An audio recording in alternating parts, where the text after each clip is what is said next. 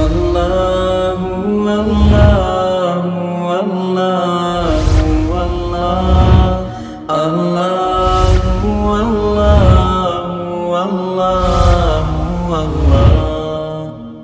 اللہ اللہ۔ بسم اللہ الرحمن الرحیم۔ ہدایت النحو کا چھٹا باب ہے توابع، سبق نمبر 4 میں خوش آمدید۔ آج کے سبق کے اندر ہم تابع کی دوسری قسم عطف بالحرف کو پڑھیں گے۔ عبارت دیکھ لیں، ترجمہ کریں گے اور آخر میں اس کی تشریح کرتے ہیں۔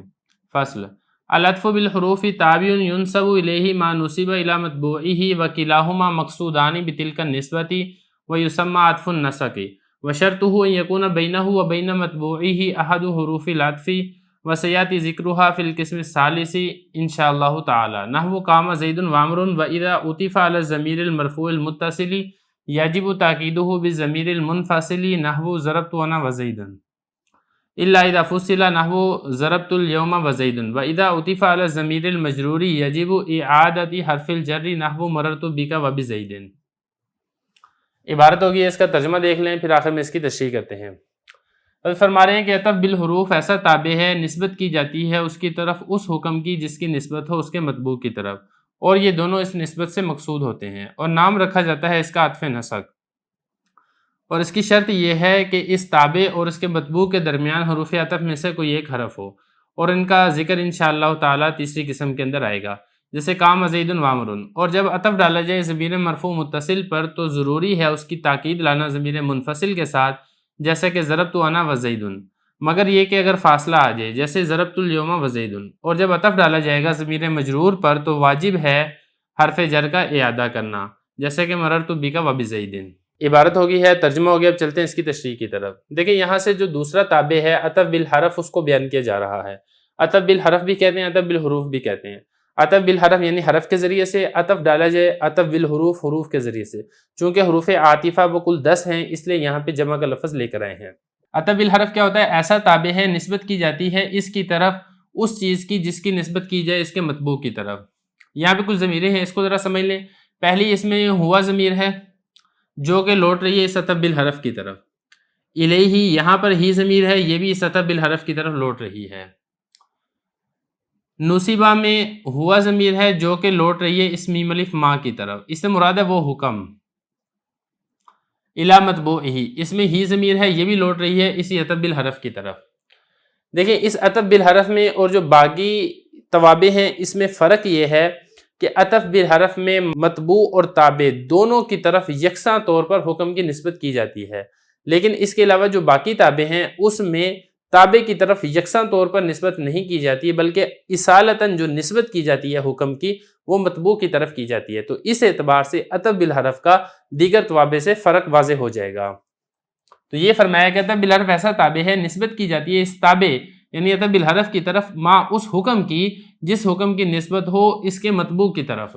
مثال کے طور پہ جاء زید وعمر، اب آنے کی نسبت جس طریقے سے زید کی طرف کی جا رہی ہے بالکل اسی طریقے سے نسبت تابع یعنی امر کی طرف بھی کی جا رہی ہے، اور دونوں اس نسبت سے مقصود ہیں۔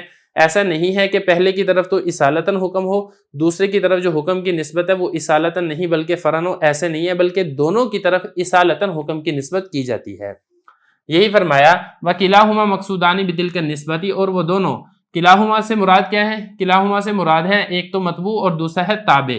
مطبوع اور تابع دونوں اس نسبت میں مقصود ہوتے ہیں اصالتاً، یہ نہیں ہے کہ مطبوع تو اصالتاً ہو اور جو تابع ہے وہ فرعاً اس کی طرف مقصود ہو۔ وَيُسَمَّى عَطْفَ النَّسَقِ، اور اس کا نام یعنی عطف بالحرف کا نام عطف نسق بھی رکھا جاتا ہے۔ اس کا کیا مطلب ہے؟ دیکھیں نسق کہتے ہیں برابری کو، تو چونکہ حکم کی جو نسبت ہے اس نسبت میں وہ دونوں برابر ہوتے ہیں، اس لیے اس عطف کو عطف نسق بھی کہا جاتا ہے۔ یا ایک اور اس کا معنی یہ بھی کیا گیا ترتیب، تو چونکہ یہاں پہ ایک ترتیب کے ساتھ آتے ہیں، پہلے معطوف علیہ ہوتا ہے پھر معطوف ہوتا ہے، تو ترتیب میں آنے کی وجہ سے اس کو عطف نسق بھی کہا جاتا ہے۔ وَشَرْطُهُ أَن يَكُونَ بَيْنَهُ وَبَيْنَ مَطْبُوعِهِ أَحَدُ حُرُوفِ الْعَطْفِ، دیکھیں یہ جو عطف بالحرف ہے اس کے لیے شرط یہ ہے اس کے درمیان یہ جو ہو ضمیر ہے یہ لوٹ رہی ہے اس عطف بالحرف کی طرف۔ عطف بالحرف وَبَيْنَ مَطْبُوعِهِ، اور اس کے مطبوع، کس کے مطبوع؟ یہاں پر بھی ہو ضمیر ہے، یہ عطف بالحرف کی طرف لوٹ رہی ہے کہ عطف بالحرف اور اس کے مطبوع کے درمیان حروف عطف میں سے کوئی ایک حرف ہونا چاہیے۔ اب حروف عطف کتنے ہیں، وہ کس کس کام کے لیے آتے ہیں، وہ کون سا زائدہ ہوتا ہے، کون سا نہیں ہوتا، کون سا ترتیب کے لیے آتا ہے، وہ ساری تفصیل حضرت فرما رہے ہیں۔ انشاءاللہ تعالی حروف عطف کا جو ذکر ہے وہ تیسری قسم حروف کی بحث کے اندر آئے گی، تو اس لیے یہاں پہ وہ بحث نہیں کر رہے۔ جیسا کہ آگے مثال ہے قام زید وعمر، اب یہاں پہ دیکھیں واو حرف عطف ہے تو یہ درمیان میں ہونا یہ ضروری ہے۔ اب زید متبوع ہے اور عمر یہ تابع ہے، اور دونوں کی طرف قیام آنے کی نسبت، قیام کھڑے ہونے کی نسبت برابر کے طور پر کی جا رہی ہے۔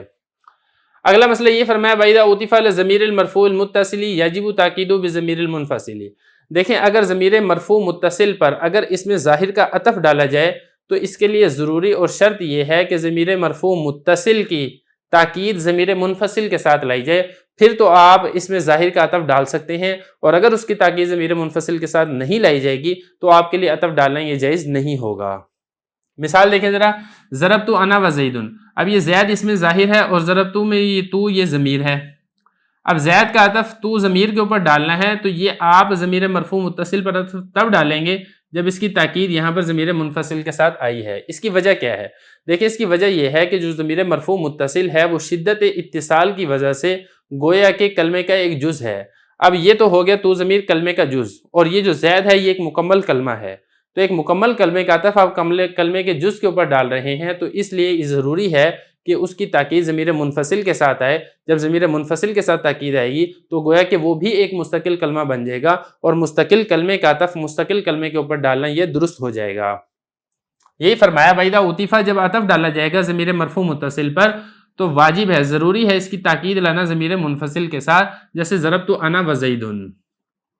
الا اذا فصل، مگر یہ کہ اگر فاصلہ آ جائے ضمیر مرفوع متصل اور اسی طریقے سے معطوف کے درمیان اگر کسی اور اسم کا فاصلہ آ گیا ہے تو وہ اسم ہی تاکید کے مرتبہ میں ہے، لہذا اس صورت کے اندر ضمیر منفصل کے ساتھ تاکید لانا یہ ضروری نہیں ہوگا۔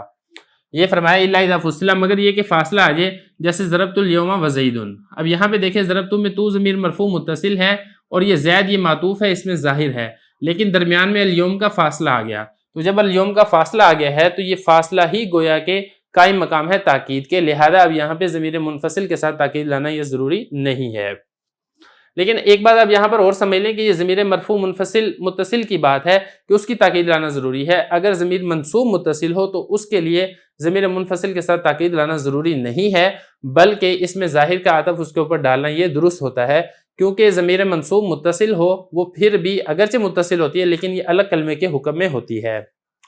آگے فرمایا وَإِذَا عُطِفَ عَلَى الضَّمِيرِ الْمَجْرُورِ، اور اگر عطف ڈالا جائے ضمیر مجرور پر تو واجب ہے حرف جر کا اعادہ کرنا۔ مثال کے طور پہ مررت بک و بزید، اب یہاں پہ دیکھیں کاف مجرور ہے با حرف جر کے ساتھ، اب اس کے اوپر آپ نے زید اس میں ظاہر کا عطف ڈالا ہے مجرور کے اوپر، تو آپ کو با حرف جر کا اعادہ کرنا یہ ضروری ہے۔ وجہ کیا ہے؟ وجہ اس کی یہ ہے کہ جو جار مجرور ہے ان کے اندر شدت اتصال ہوتی ہے، شدت اتصال کی وجہ سے یہ ہمیشہ ساتھ آتے ہیں، الگ ہو کر جدا ہو کر نہیں آتے، تو اگر آپ اس میں ظاہر کا عطف یہاں پہ ڈال دیں گے با حرف جر کے اعادہ کے بغیر ہی، تو آپ نے ایسی چیز کے اندر انفصال کر دیا ہے جن کے اندر شدت اتصال تھا، جو کہ جائز نہیں ہے، اس لیے کہا کہ دوبارہ حرف جر کا اعادہ کرنا یہ لازم اور ضروری ہے۔ یہ فرمایا جب عطف ڈالا جائے ضمیر مجرور پر تو واجب ہے اعادہ کرنا حرف جر کا، لیکن یہاں پہ میں آپ کو ایک اور بات بتا دوں کہ صرف حرف جر کے ساتھ خاص نہیں ہے، بلکہ یہ اضافت کے بارے میں بات کی جا رہی ہے، حتیٰ کہ اگر کوئی مضاف الیہ کے اوپر اگر آپ کسی کا عطف ڈال رہے ہیں تو وہاں پر بھی آپ کو اعادہ مضاف ضروری ہے، بالکل ایسے ہی جس طرح یہاں پر آپ کو اعادہ حرف جر لازم اور ضروری ہے۔ باقی کچھ احکام یہاں پہ آ چکے ہیں عطف بالحرف کے، کچھ احکام باقی ہیں وہ ہم انشاءاللہ اگلے سبق کے اندر کریں گے۔